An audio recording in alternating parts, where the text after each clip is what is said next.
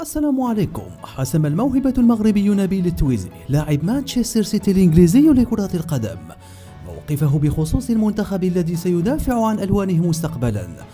بعدما قرر بشكل نهائي الدفاع عن ألوان الأسود في وقت كان من الممكن أن يختار اللعب لمنتخب إسبانيا، بحكم أنه يحمل قميص المطادور للشباب، رغم أن المنتخب الإسباني كعادته مستعد للوقوف كحاجز أمام ذلك، كما فعل سابقا مع منير الحدادي وزميله السابق في مانشستر سيتي إبراهيم دياز. وحسب مصادر موثوقة من بينها شبكة BBC البريطانية، فإن المهاجم الشاب قد حسم قراره باختياره للدفاع عن ألوان المغرب، ليصبح بذلك متاحا للعب والمشاركة في التربص الإعدادي المقبل الخاص بالمباراتين الوديتين أمام ليبيا والغابون شهر أكتوبر المقبل. ولعب التويزي البالغ من العمر 18 سنة للمنتخب الإسباني لأقل من 17 سنة، وخطف الأنظار بموهبته، مما دفع فريق المان سيتي إلى التعاقد معه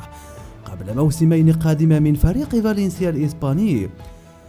وسبق للمدرب البوسني وحيد خليلوزيتش أن وجه الدعوة للاعب التويزي قبل أسابيع للمشاركة في مباراتي بوركينا فاسو والنيجر، غير أن مهاجم المان سيتي لم يلب بدعوة بحكم أنه لم يحسم قراره بعد، كما أنه غير مؤهل قانونيا للدفاع عن راية المغرب.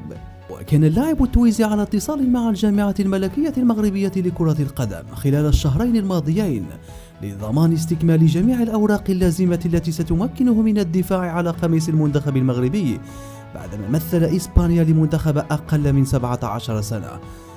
ولعب اللاعب سالف الذكر رفقة فريق الشباب مانشستر سيتي، حيث يوقع على حضور لافت منذ انطلاق الموسم الكروي الحالي سواء محليا أو قاريا،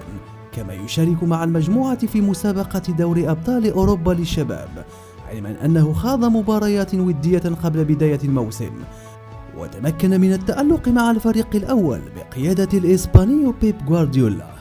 إذا أعجبك الفيديو المرجو أن تشترك في قناتنا حتى تكون على علم بكل جديد كرة القدم العالمية.